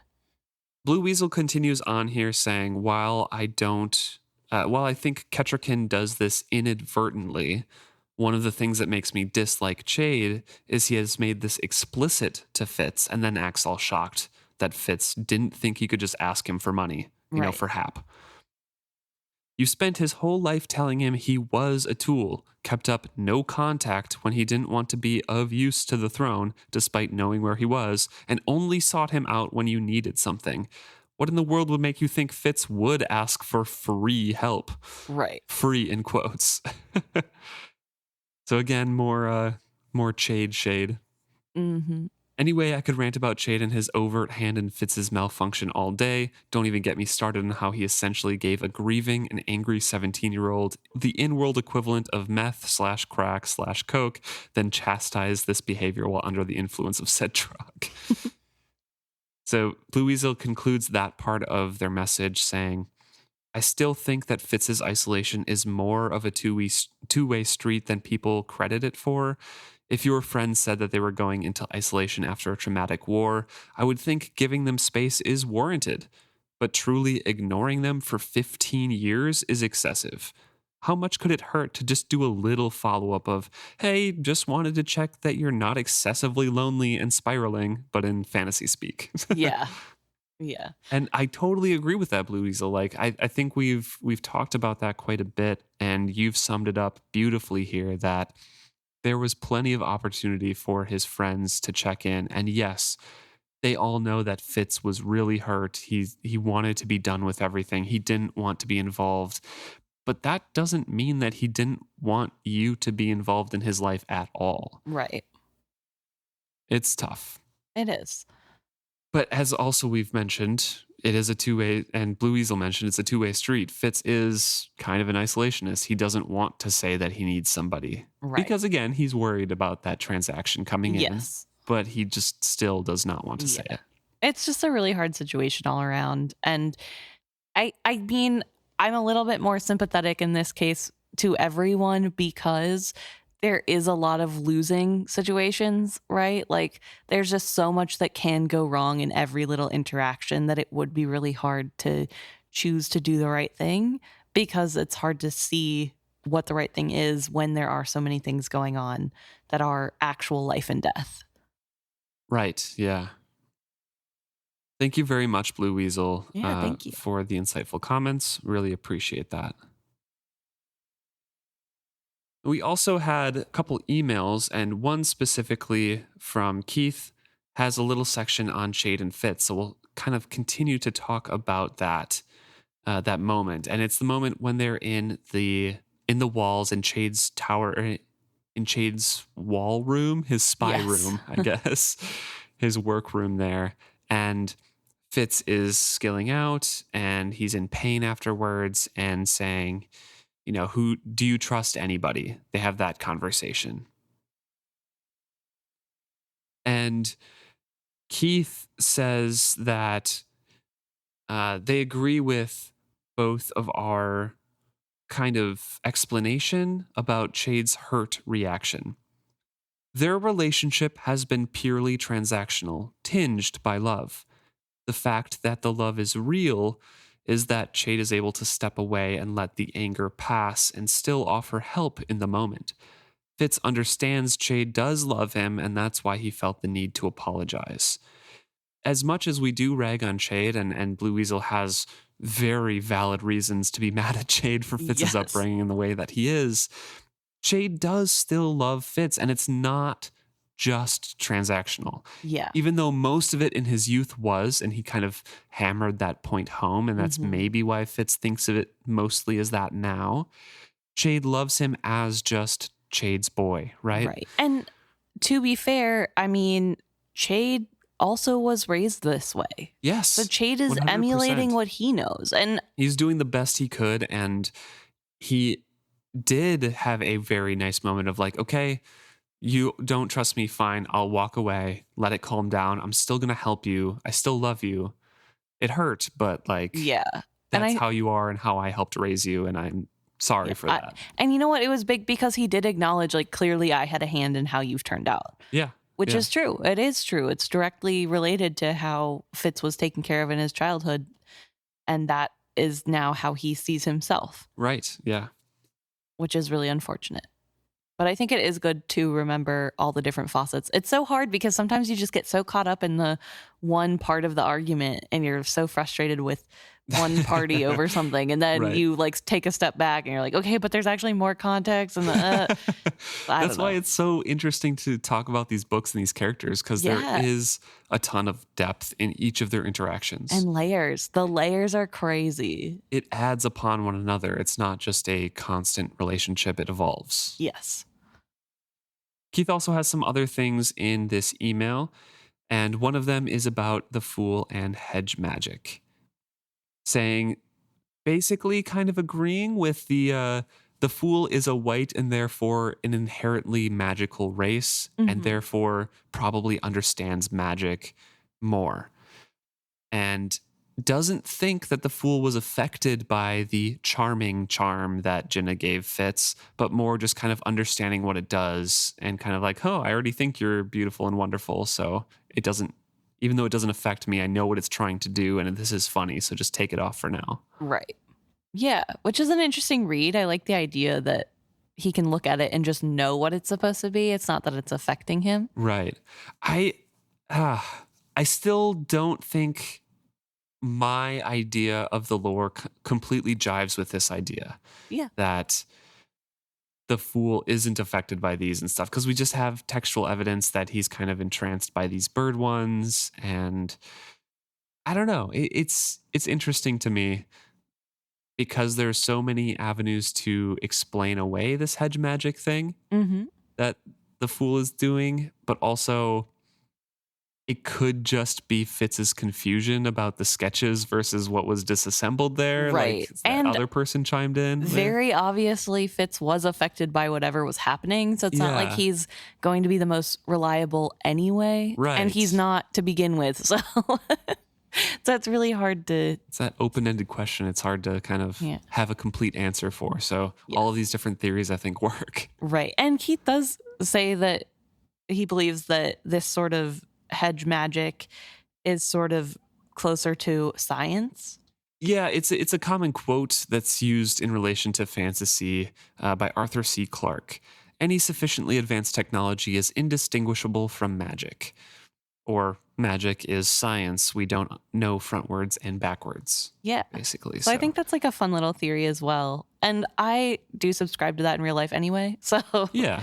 I do really like the idea that this is in some ways sort of a science thing, even though we do know that magic is very real in the world that they're in. Right. Yeah. The last thing that Keith has here is talking about Fitz and the Fool's relationship and their boundaries. Yeah. We've had some discussions about that, but Keith has their own perspective on this. So Keith says, I think Beloved is very respectful of Fitz's privacy. The difference is perspective. Beloved is a very vain and had a pampered life for his formative years. He enjoys grandeur and possessing things. He also is never able to be his true self, even among those he loves and trusts. Having a space that is, as Fitz stated, so the Fool, it is important to him and is closely guarded because it helps him confirm his identity and his true self. On the other hand, Fitz lays claim to very few, if any, physical spaces or items, so to be afraid of imposing by rummaging through his pantry or even reading his writings is not really a violation for Beloved. Fitz's privacy is also tied to his perception of himself. He has constructed a very delicate house of cards that relates to who he is, including things like self-worth and sexuality. It will come up later in the argument over Jack's implication of a romantic relationship between Fitz and Amber. Fitz is appalled to think Beloved could ever entertain that idea. Beloved is forced to explain that he knew he could never broach that subject with Fitz, and at great cost to himself, he resisted the subject for respect of Fitz's boundaries and privacy. Yeah, so Keith is kind of the mind that Beloved's sense of self-worth, not solely, but largely, and his privacy kind of rests in the physical possessions and the safe space he can create around him. Yes. And Fitz's is his own mind. Mm-hmm. And that is where kind of this conflict comes in. Beloved was going to be very respectful, but Jack kind of forces it to the front. Yes. And Jack makes kind of the error that forces that conversation to come through. And Fitz is like, how could you violate my idea of who I am with your thoughts? And Beloved's like, I didn't want to do this at all. Yeah. Which I think is a really interesting way to look at this, because I don't think we have looked at that coming problem through the lens of potentially it wasn't even about Beloved feeling like Fitz would never return the feelings. It was more about a boundary of, hey, my friend doesn't really like to talk about himself or his feelings in depth with anyone. Right. And I want to respect that by just never having the conversation, because I don't care and I don't need that to be said out loud. I believe in what our relationship is. I don't need to express that out loud because my friend has that boundary. Or Beloved does care, but Yeah. respects the boundary and doesn't bring it up, even though wants to talk about it. No, absolutely. Yeah. But I think, it's a really interesting way to look at it. And so I'm glad that we got this before we get to read that portion, because I really want to bring that mindset in to see, if that, how well it fits and what that changes in my reading of what goes down. So I think that's a really cool way to look at it. And I think also really apt description of both characters and what they value and how like sometimes boundaries look different for different people because it is everybody's different. Yeah. I will, however, say I think Fitz would have problems with people rummaging through his paper if they weren't Beloved. Yes, that's what I think too. Because he is writing down stuff that's secret. Yeah, because if it was not Beloved, he wouldn't trust them. That Beloved's the only person he trusts, as he said to Chade. Like, if it was Chade, he'd be like, okay, what is he looking for? Right. Like, what do you want for this information kind of thing? And it does sort of make him uncomfortable. Like, he's not thrilled at the idea, but it also isn't enough of a problem for him to tell Beloved to stop. And Beloved does give him ample opportunity to lay down that boundary. Right. And when he doesn't, he continues. So, like, I think it's such an interesting topic to think on because they are such different people and how they interact with that. Yeah. Thank you very much, Keith. Appreciate your thoughts on those. The last email we had was from Anna, who doesn't really have a specific comment on the episodes, but is in general talking about Night Eyes' aging and how that aging process and what Fitz goes through really reminds them of a poem, In Blackwater Woods by Mary Oliver. The end of it, in particular, says this: To live in this world, you must be able to do three things: to love what is mortal, to hold it against your bones, knowing your own life depends on it, and when the time comes to let it go, to let it go. And I think that is a very apt, similarity and link there.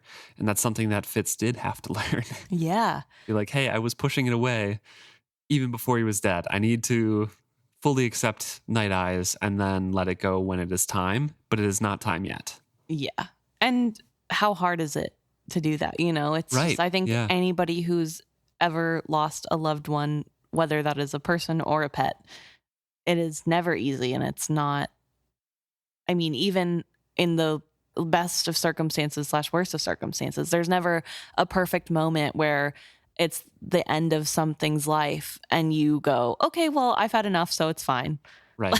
Like, you're never gonna have that reaction to something that you truly love or that you love deeply. And so I think, I mean, like, obviously you can recognize it's time, but oof, that is the hard part of loving something mortal. Hmm. And that's why I choose to love books because Thank you very much, Anna. thank you, Anna. And lastly, we had some comments on Spotify. The one was from Tamara, kind of commenting on our thought of the wit and how that interacts with the fool and our just discussion on magic in general. We were wondering if the fool is kind of unique in a sense, Yeah. and was wondering if the white woman was able to be sensed through the wit by Fitz. And I don't remember, but Heaven responded to it, another commenter on Spotify, saying that they thought no in their latest reread, but didn't quite remember. Yeah, I think it's really a good question because I do forget that there are other whites Yeah. out and about in the world. And same with the It's- final trilogy, too. I don't remember Yeah. if he can sense any of them. Well, it's hard too because, first of all, we know Beloved is one of the last, like, true White prophets. Yeah, like I mean, he's still like probably like 128th. Yeah, but white. No, but he's like, he isn't bred, I guess, for lack of better terms, to be a white. Mm-hmm. He just was born in the wild the way they were supposed to. So him and Prilkrop are both like natural born and not true. Yeah, not made. I don't know about the important people at the White Tower, like the ones that are in charge. The servants. Yeah. I'm not sure about them. I don't know if we ever find out. I don't remember. Presumably they are, but also why wouldn't Prilkrop would have known them? I don't know. I would assume that it's consistent across everything and that Fitz cannot detect any of the whites. Yeah. That's what I would assume. I don't remember. We also know that in the final trilogy specifically, the whites that come to capture B are using skill to be undetected. Right. So that is part of it. And I don't think Fitz can feel things with his wit if the skill is telling him nothing's there. True. So that could be part of it as well. Yeah. We'll have to look out for that as it comes, but especially coming most quickly is the interaction with the white lady. Yes. So we will have to definitely see whether or not he reacts. Good question, though. Good thing to keep an eye out for. And then Heaven had a couple other comments here. One was personally loving Fennel's voice in the audiobooks, thinking it's just so cat-like. So that's kind of an opposite of the other person who immediately disliked Fennel because of the voice. So thank you for the alternate opinion there. And then there was a couple other things. The first one was our discussion on the fool having two dads and kind of that monogamy talk that we had that Robin Hobb is kind of coming into with writing this in general, just like her fixed one love mind. And we talked about how there's a counter example where the fool has two dads, but that was viewed as exotic. And we thought maybe that was a poly/family unit. Yes. And Heaven says, Fool also claims that B has both Fitz and the Fool as her fathers, so maybe the Fool's two dads weren't actually poly, and it was kind of like that situation where it was just something weird magically happened. Yeah. But it's a cool theory that they might be a polyamorous family. And I looked it up, and the Fool, if the wiki was correct, the Fool has two dads and a mom, and the two dads are cousins. So it's more like a V of love, I would guess, as an actual family unit rather than a polyamorous relationship. Well, it's still polyamorous because it's somebody with multiple partners, but it's not the circle. It's you said, a V. It's not a or full a triangle. Yeah. So that is what I saw. So interesting conversation there. And then the final thought by Heaven was kind of about our conversation on male friendships versus female friendships and how Robin Hobb wrote those and what made it seem like Fitz and the Fool were romantically involved to some readers versus not. Right. And Heaven is asking if we think that the fear of being seen as gay or the internalized homophobia that some people have came into that decision, or the view that men's relationships are not as deep as women's. And I thought that was a really interesting topic. I didn't think that Robin Hobb went into the books thinking about that, but in terms of real world, it's a really interesting topic to think about. And I think a lot of smarter people have done papers on that, smarter Oh, than me at least. absolutely. More than 100%. There's definitely some smart people talking about these things. Yeah, I mean, obviously I have no experience with that specific Yeah. idea. But I think just a person who lives in the world that we live, I can see things like that affecting others. And I can Mhm. see how that potentially could be a cause for some people to be afraid of those deeper friendships, especially men having deeper friendships with their male counterparts because they don't want to seem queer. And even though that's obviously not, being friends with somebody doesn't make you gay.